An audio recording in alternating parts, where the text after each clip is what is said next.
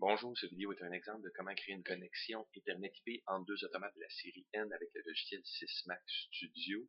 Qu'est-ce qu'il faut connaître d'Ethernet IP? C'est qu'il faut créer des tags sec, donc des groupes de tags dans un automate à distance et les exposer, donc les mettre disponibles sur le réseau.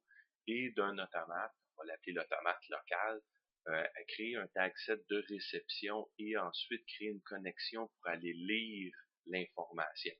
Donc, si on veut avoir des variables en lecture et écriture, ceci se fait en deux étapes. Donc, deux fois la même chose, mais à l'inverse. Je vais maintenant montrer avec Sysmax Studio comment créer une connexion, les étapes à suivre. Premièrement, dans l'automate à distance, qui est présentement un X1P dans mon petit montage ici, les étapes, c'est d'avoir des variables globales et de les configurer en sortie. Ensuite, ces variables globales-là, nous pouvons les regrouper dans ce qu'on appelle un tag set qui fait partie de la configuration Ethernet IP. Une fois ceci fait, je transfère mon programme et l'automate à distance est maintenant prêt à être questionné et répondre à des questions Ethernet IP. Dans l'automate que j'appelle local, je crée des variables, encore une fois, globales, mais cette fois-ci en entrée dans la configuration. Et sous Ethernet IP, j'en crée un tag set, donc un groupe de tags, et c'est les deux tag sets qui vont être échangés.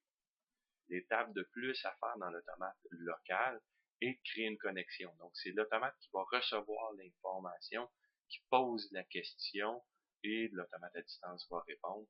Donc, pour ce faire, nous devons créer ce qu'on appelle la connexion des deux tag sets dans l'automate ici. Finalement, transférer et mettre en marche.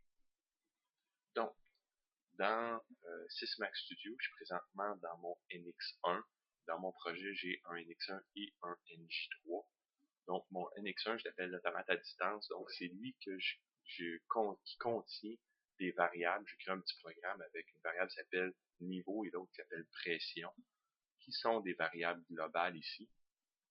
Donc, comme je disais, la première étape est de configurer ces deux variables en sortie. Cette configuration, c'est dans la colonne Network Publish, simplement les mettre en sortie. Une fois la configuration faite, on se connecte et on transfère le programme dans notre automate, qui est dans mon cas le NX1P.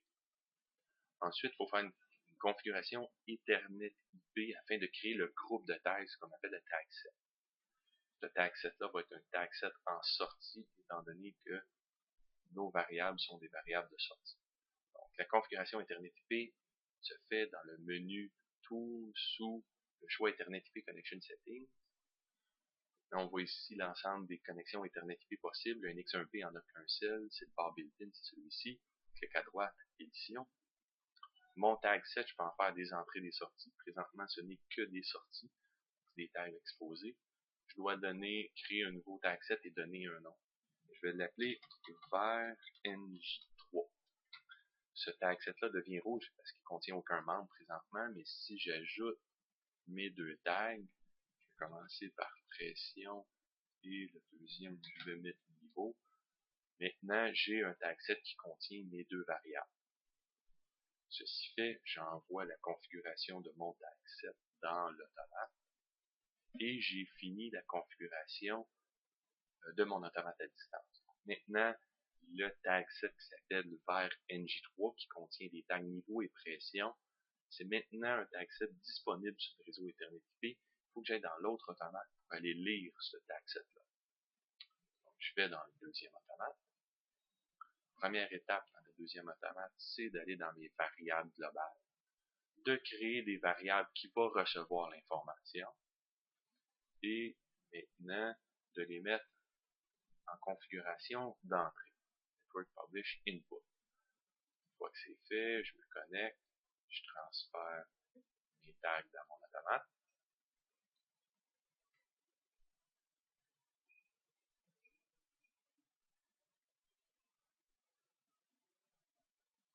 Comme le NX1P, je dois aller dans ma configuration Ethernet IP et en créer un tag set, mais maintenant d'entrée de réception. Donc ici, j'ai une carte CJ aussi, mais je vais aller sur mon port built-in.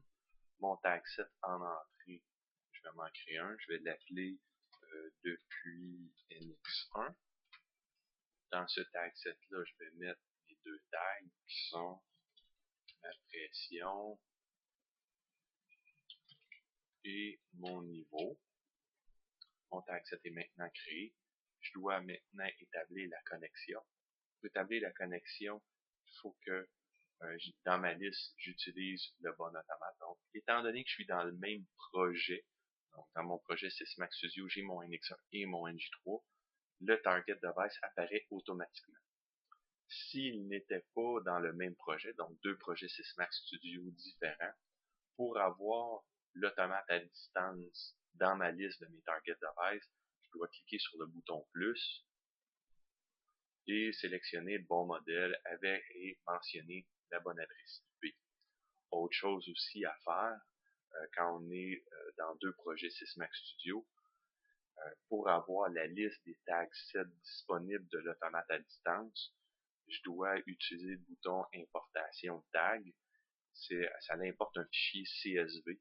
Donc, dans mon automate à distance, quand j'écris mon tag set de sortie, une fois fait, je dois faire un export qui va créer le fichier CSV qui, dans l'automate de réception, tu vas pouvoir l'importer et voir tes tag sets disponibles. Donc maintenant, étant donné que je suis dans le même projet, dans ma liste des devices, mon automate apparaît et mes variables, mes tag sets sont aussi automatiquement apparus. Donc, pour créer ma connexion, je clique sur mon target device à droite et je fais ajouter connexion. Ça apparaît dans ma liste. Et mon target variable, c'est ma variable à distance, qui est mon tag set nommé var_nj3. Je fais juste V et ça apparaît. Et j'ai un menu de roulant pour mon tag set d'entrée que j'ai appelé depuis NX1. Ma configuration est finie, il me reste à télécharger maintenant dans mon contrôleur. Télécharger. Donc je transfère dans mon NJ3 mon tag set de réception et ma connexion.